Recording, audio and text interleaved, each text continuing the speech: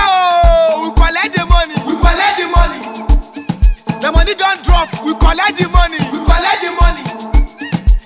Jimmy D, Jim Candy, collect the money. Collect the money. Zippe, zippe, zippe, zippe. Jimmy D, zippe, zippe, zippe, zippe. Jimmy D, zippe, zippe, zippe, zippe. You go chop, make a chop. But my feel pam de kadari. Lolo kam kain and lari. Follow no road, follow no road. Zippe we dey your back. Follow no road, follow no road. Zippe we dey your back, we dey your back. Una bayam, una bayam. Una kusada ku, una kusada. Wangade na muke na muke na muke na. Send money from ZPay to ZPay and receive 5 CDs cashback. Life moves on and ZPay moves with you. Jimmy D, Jimmy D, Jimmy D.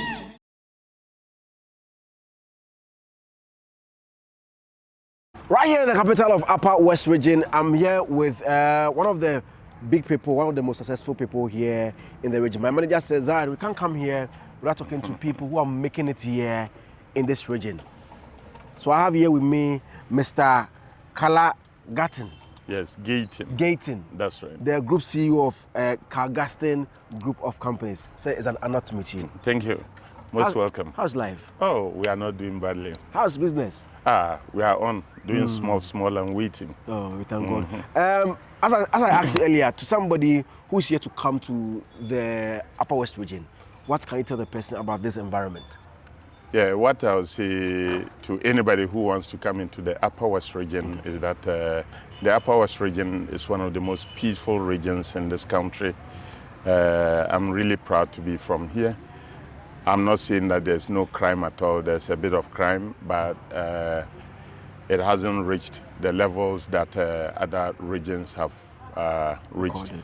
So Upper West Region is really a cool place, and I'll encourage anyone who wants to do anything in Ghana not to leave out the Upper West Region, because it's one of the most peaceful regions in the country. Briefly, tell us something about you. Yeah, as you rightly know, my name is Kala Gatton. I hail from Kaleo in the Naduli Kaleo district of the Upper West Region. I was born, I'm brought up in the Upper West Region. Everything about me is here. I wasn't educated in where I got my first education in the region in Kaleo, as where I had my primary education.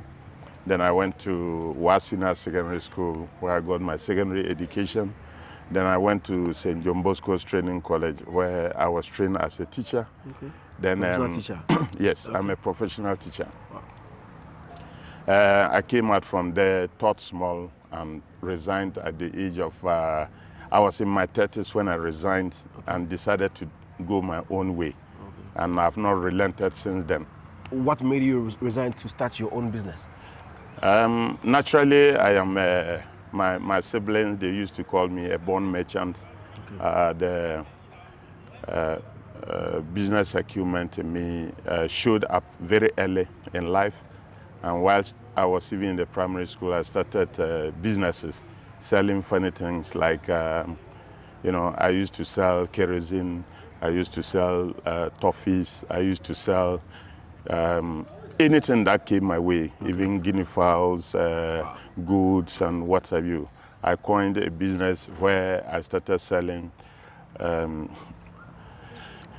old zinc and all those things. And a lot of mockery, a lot of people mocked at me when I was at my early ages. So that is me. Were you selling them because were you selling them because home wasn't good, or you just felt like doing it? Not really. I wouldn't say home wasn't good. It's just that these I earlier on said inborn tendencies I have in me that made me to go after these things. Sometimes I myself didn't know why I was doing them. But I find a lot of joy when I go about doing them. So I think that was my motivation. And how many siblings do you have? Oh, I have 6. I mean, I have 5. I am really the last of my parents. Wow. My elder brother, he's passed on a few years ago, but We are 5 left, Okay. with me being the last born. Okay. Mhm. And how many kids? Myself? Yeah. I have 3 children. Oh, okay. I have a boy and 2 girls. Oh, okay. Okay. So let's look at how everything started for the group. Yes. Which company did it start with? I really started selling drugs. I was a chemist. Okay. I started selling medicine when I completed college. It was that I was doing, and then I metamorphosed from there into selling household equipment, which I still hold now. Okay. You go into the town, you see my shop, Calgaston Limited, where I sell household equipment, fridges, televisions, air conditioners, and anything household. Yeah. I've dealt with LG for so many years now. Wow. And I was once declared the best distributor of LG products in the whole of the North. Wow. And I was given an award to even go to Britain. Wow. It's just that they worked severally very well to get a visa for me, which never was. So the package was given to me in bulk, like that. The money I was to spend there, my flight and all those things. Yeah. Okay. So that was one of the businesses I was doing. And then I came on to this other business, First and Last Restaurant and Bar. I came here in 1997. Wow. Yeah, 1997, when I was also still very young. And You got all this place in 1997? Yes, 1997. Yeah, it was 1997 I came here to start the business of a restaurant and then a drinking place. Wow. And which other business do you own again? Yeah, Farms. I have the farms that I started in 2010. Wow. Yeah, I started it in 2010. It's the 56-acre mango plantation. What? And I've been on for the past 13 years now. Yeah. Next year will be my 14th year doing mango. Okay. Yeah, for export. So you export them? Not at the moment. I'm not exporting because we have a bit of challenges with mango, not on my farm alone, but across the country. But the system is working for us to nip it in the bud and then be able to have exportable quality to export to other parts of the world. Oh, okay. Last year I got a lot of mango, but there's a problem, a little problem we have. A challenge we have. We have a challenge they describe as BBS. BBS is bacterial black spot disease that attacks our mangoes. But the whole fraternity or the mango industry is working tirelessly to nip it in the bud. And I believe when that happens, we'll be able to have quality mango to export to the other parts of the world. And I hear you also have a construction company as well. Yeah, I do construction for government. I build and I do road contracts too for government. Wow. Yes. Wow. So aside these ones, which other businesses do you have? I'm really working to start a hotel, a hotel business. I have a place in the heart of town where I'm working to turn into a hotel. It's a hotel building I'm doing. But at the moment, one of the banks is renting part of it. And then we are working to finish up and then use it as a hotel. So how many employees in total do you have? Oh, the different places on the farm. I have permanent workers there. But most of the workers I use on the farm are people we use when the need arises. We rent, we use them, and we allow them to go away when we don't need them again. Okay. But here at First and Last Restaurant and Bar, I've 12 staff that are working with me. I have a washing bay too that is at this end there. Yeah. There too, I have a number of boys who are working. At the shop, I have a number of people there, and on the farm as well. Wow. Yes. He's doing well right here in Upper West. Somebody will ask, as a young boy from the Upper West, how did you make it? Yeah, But it looks like some people want to go down there, go and work hard and make I wouldn't. money. Yeah, I will say what makes me do the little things I do is focus. Okay. Nothing detracts me. when I say I'm doing something, I make sure that I have it done. So I think that is my biggest secret. I don't do ad hoc things. I take my time, think through before I come to do something. I read a lot about successful people, and I take the bits and pieces from them, put them together, and also try to imitate or copy them in a way. So I think that is one of my biggest motivation. But I concentrate a lot. I am focused. Nobody detracts me. Okay. No matter what you do, I don't. When I know something is good for me, I go for it, and you can't stop me. Okay. I'll be back. When I return, I'll talk to my big man here in the Upper West region of Ghana. My name still remains Zionfelix. Olu, hey, nah. Me call me mfana ho. Hey. Who come now? Who timi ya juma? Na say grace get fitia da woro menti. Say bibi anya nwanwa bi. We no. Ai say dey gina so chire be yi. Na ma say awon wa dia mama. Me secret ana wo de na meboa. Na wo na ka na nim. Me secret ko fa no kure. Aya oni kure na ta atobo. Uko tu na 3 days aba ko meka ho. Ama me nu hwia meka acho. Bi kuno a nice husband. Just there, yareba na why na down. Acho ko fa ni ko. Na no beto no wa. Yes, catch and win. The grace gives her back. New Achimota Petroleum one. What is? A drone work, baby. Hey, stroke man. And then me obeti. Grace give it her back renity. Edrobia Edkade. I'm still here with Mr. Kala talking about how he made it from so many years ago. My name still remains Zionfelix. Let me ask this. As I said before we went to the break, most people at the back of their mind is to go down south and make it over there and come here. Did it ever come across your mind to go there and also struggle and make money? Never. I've really never thought of that. Wow. Since my childhood, I think what really even made me go to the college was my elder brother, who I said passed on. I'll give the thanks to him. Because when I committed secondary school, I just wanted to go head on to be a businessman, because that was my motivation so much. But my elder brother, he came on and said, no, don't go ahead doing business. Go to the secondary school first.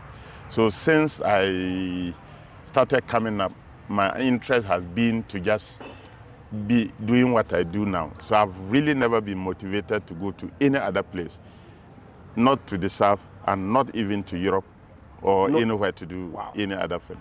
I've traveled across the world. I've gone to a number of countries, but I've always been itching to come back. So I've really never been motivated to live anywhere apart from where I find myself. So you never stayed anywhere to like work and get money to come in? No, I've never done that. Wow. So let's look at some of the challenges that you faced in the past years. I mean, owning all these companies. Yes, challenges are just the normal challenges many businesses face. That is lack of finance. And when you are going for financing to the interest on equity, it's something that worries a lot of business people, including me. So it's very difficult. I believe I could have done much better if I had liquidity that was not problematic. Yeah. I say problematic because you go for a loan and then the interest rate is just so unimaginable. So there's no way you can take a facility and be able to make a profit and pay the banks. So that is my biggest challenge. Okay. Uh-huh. Now, talking about finances, I mean, let's look at how you're able to make your first cash to start a business, first capital. How did you make it? As I said, from childhood, I started doing these funny things. But my very first businesses, I have some of my brothers and cousins who kept bits and pieces together, and I started operating the chemical shop, which was in the heart of town. So that was how I got my first capital to start the things I started doing. I had money from funny sources that I was doing, and then I had support from some of my brothers and my cousins too. to put into the first business I started operating. I wouldn't say this without mentioning a friend of mine who was called Bat from Belgium. Okay. Bat That's where my manager comes from. Oh, Yeah. beautiful. Bat and Anne were my great friends. Indeed, the first radio station in this region. I know a lot of people are not aware, but I was the only black among the 3 white people who got the frequency in Accra the day we got it. And it was through those guys. Okay. They gave me my first 100 Ghana cedis loan. Yeah, Bat and Anne. Wow. They live in a town called Waterham in Belgium. I've been to them. I've visited them, and I mean, we are still in touch. Okay. But that is one of the, those were one of the people, I mean, group of people who also helped me a lot. Okay. When I was coming up as a Some young business businessman. owners, when sharing their stories, will say, "Oh, I started this business and it didn't go well, and I had to collapse it and start." Have you ever witnessed such a problem? Not at my early ages when I was doing business. I've really not done any business that has given me problems. I mean, I face the problems, but I still have to Continue the business. Don't collapse it. Yes, I wouldn't. They asked a motivational speaker the fastest way to become successful, and he said you should double your rate of failure. That success laid at the far end of failure. Yeah. So they also say that to succeed, that you must fail and fail again. Success and failure are not, you know, the opposite sides. Yeah. These are not my words, but these are what other business people have come up with. So I don't see failure as real failure. I see them as stepping stones to success. In this era, a lot of us, the youth, also want to start something on our own, because after uni, it is even difficult for you to get a job. Even people who go to the nursing, who go to teacher training, after school becomes difficult even getting posting. So most people want to start something on their own. What will Mr. Kala tell us so that we can also start small and get to where you are at the moment? Yeah, I will say private enterprise is key. It's critical for any person who wants to be successful. There's no way you can talk to me to leave private enterprise and go into any other thing. Okay. Though it's tough, if you follow the principles of successful people, what they do, and you follow them to the letter, there isn't any way you wouldn't succeed. As for failure or tumbling, once in a while it will happen. But once you are focused, as I earlier on told you, these are not my words. These are words of, I mean, entrepreneurs that have been on and on, that I also learn from and try to imitate and emulate. If you are focused, there's nothing that can stop you. Okay. You go through challenges, but you always come back strong. Okay.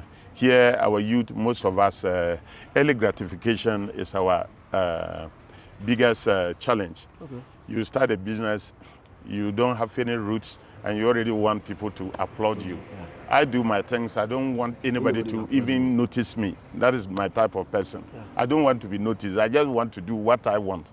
If you notice me from the back, I mean, it's good. But it is not my intention for, I mean, to show off and let people, no, I have no place for that in my life. Okay.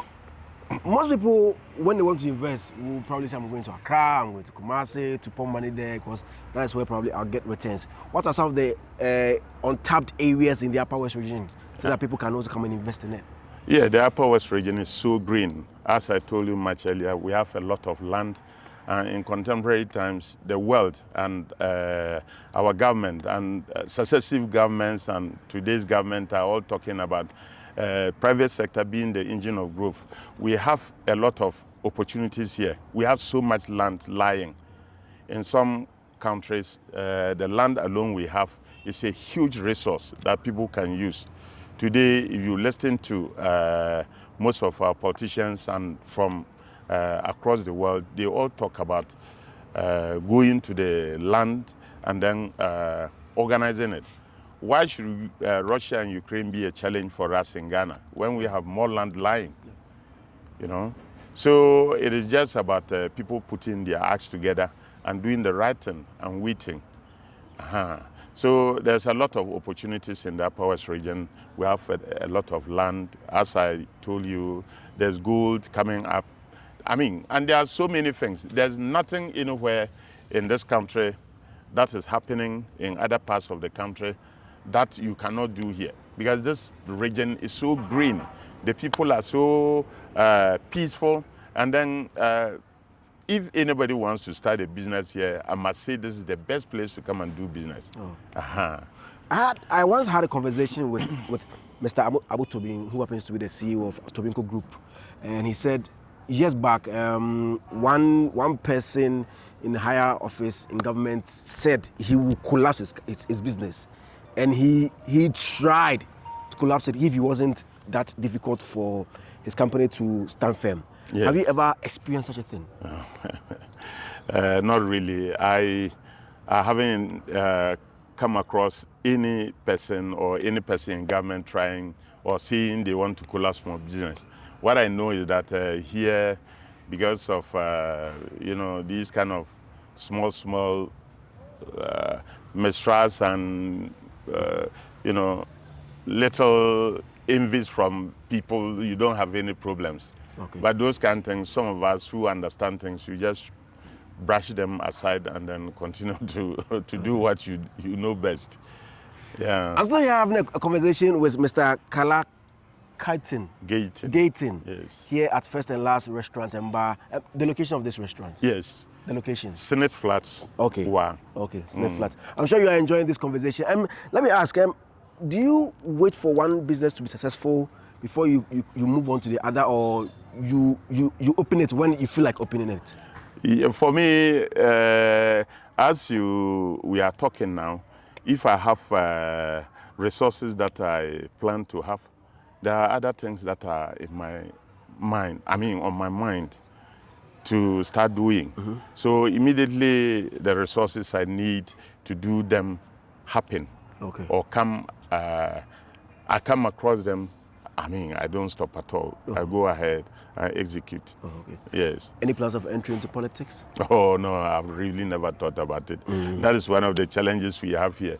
People see you and think that you are interested. I've really never shown interest in politics, being a politician. Okay. Mm-hmm. I'm not saying one day I may not. If I see things change, and then I'm a Catholic. Okay. And I keep telling my boys that if I'm even going to church and see somebody who doesn't go to church, maybe a soothsayer telling the truth, and then I know I'll go to the church and tell lies, I'll go with the soothsayer. Yeah. I'm a practical person. I'm not the type who follow crowd. Okay. Yeah, and I've been having these kind of issues with people who don't understand me.